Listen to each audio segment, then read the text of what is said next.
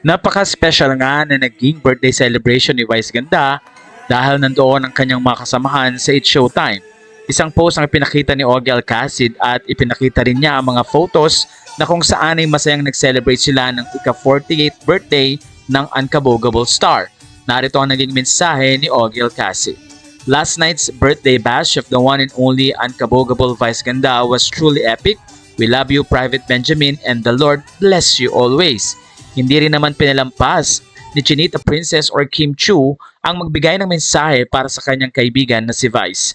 A night full of love, laughter, happiness, and gratitude. Happy birthday, Ma, Private Benjamin. Thank you for everything that you do for us. Thank you for being you.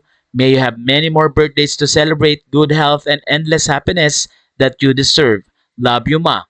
Thank you for having us last night. One for the books. Sabi naman ni Darren Espanto, wala talaga tayong matinong ginawa sa buong trip na to. Star-studded din ang nasabing celebration ng birthday ni Vice Ganda na talaga namang inatinan ng mga close niyang kaibigan. Ilang mga songs din ang binahagi ni Darren Espanto na talaga namang kinakiligan ng maraming mga netizen. Sa mga sweet na messages na ibinigay ng mga kasamahan ni Vice Ganda sa show business, doon ay muling pinakita ni Vice ang maganda niyang pakikitungo hindi lamang sa mga fans pati na rin sa mga kapwa-artista at kasama sa trabaho.